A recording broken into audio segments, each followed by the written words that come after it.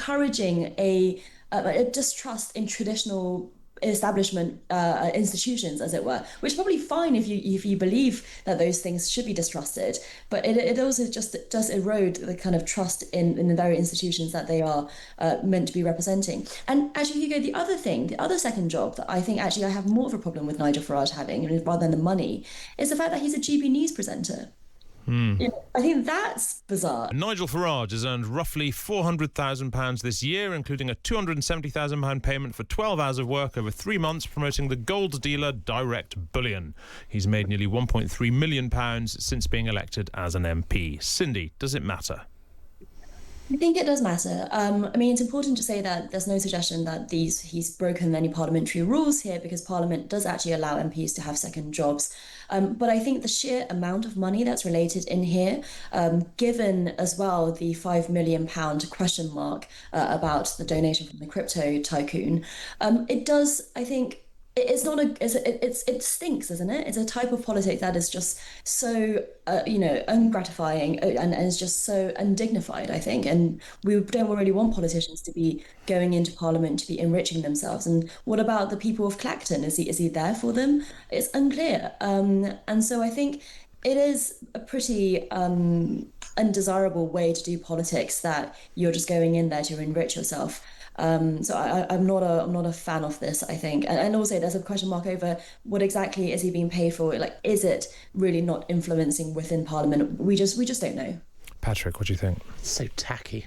It's just so naff. I mean, crypto and bling and gold and stuff like that. It's not illegal. I mean, we have had very high-earning barristers. For instance, Geoffrey Cox was on an enormous sums when he was in the cabinet, but it's just enriching yourself by advertising. An influencer advertising gold. The other thing is also that the things his advertising has fallen in value. So it was about $3,200 an ounce, and then it went up to more than 4,000. It's now back to about 3,000. So I think we're not suggesting that's his influence, are we? No, but if you're following Nigel Farage's gold tips, you've lost money.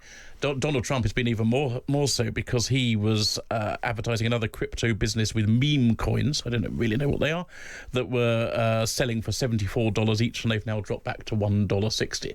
So he's becoming wealthy, but people who are following him aren't, and that bothers me. There are always controversies, Patrick, over the work that MPs do when they're not doing MPs, and backbench MPs have always been allowed to do other jobs, and the argument is always, if they weren't allowed to do other jobs, we'd have to pay them more, and nobody wants that, so that's where we are. I'm interested in it's the precise situation of Farage, because he is a backbench MP.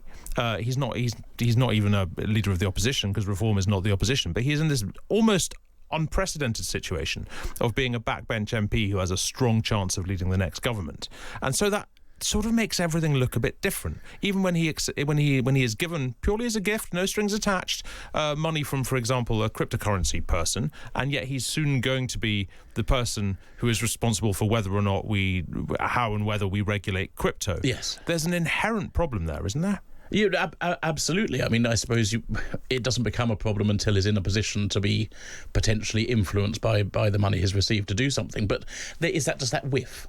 There is a suggestion that he has received, and he is saying this money has nothing to do with anyone else. He has said he initially said it was for his security, and he sort of moved on from that and said I could buy Ferraris with it if I wanted, and it wouldn't be anyone's business.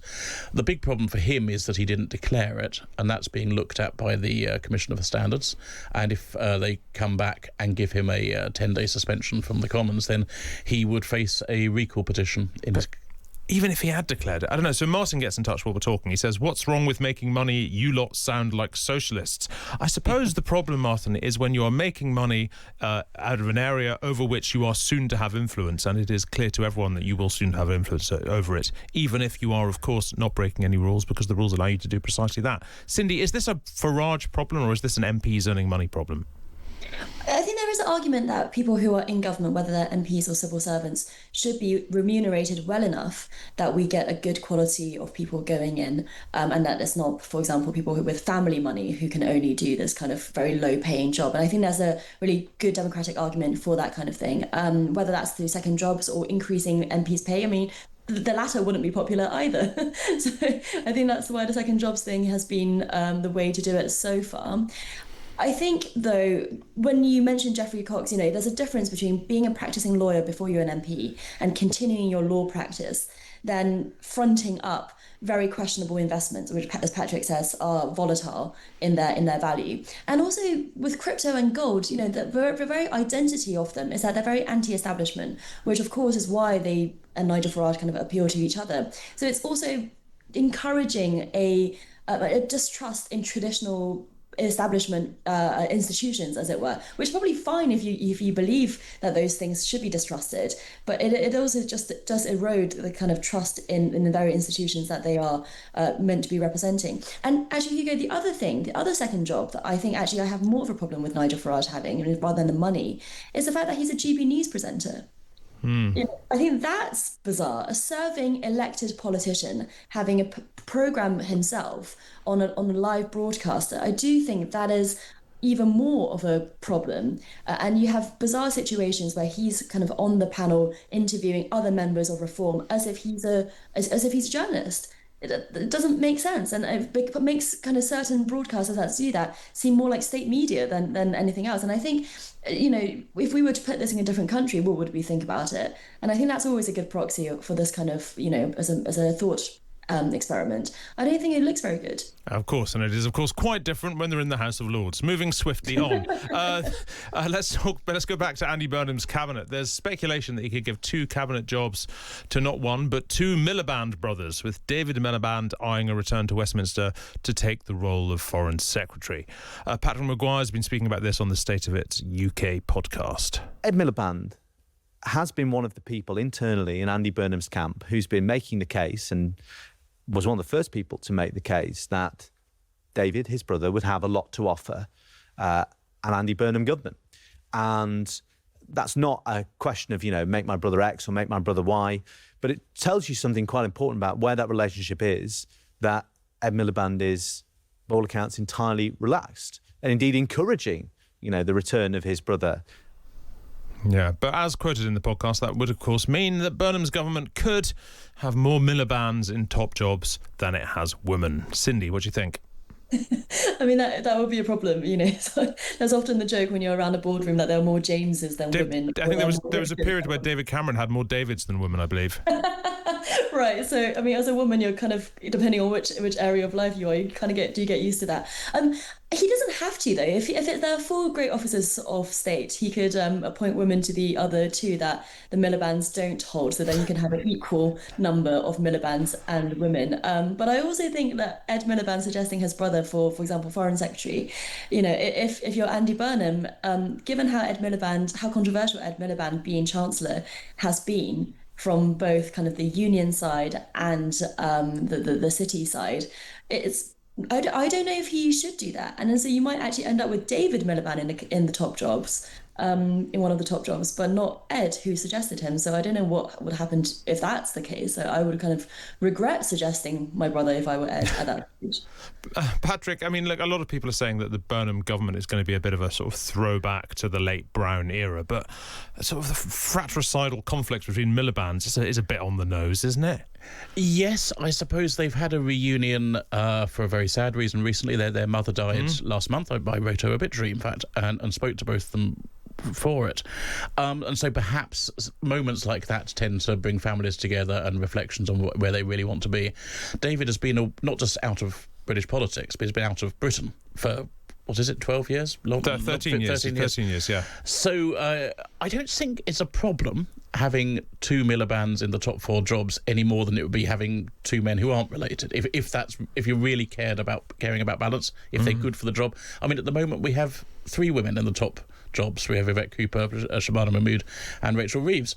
Why is that not a terrible thing for men, apart from the fact that we've had it all all our our own own way way terrible for thing for 2,000 Milibands? years? The Milibands are completely outnumbered in that cabinet. Yeah, there's no Bill.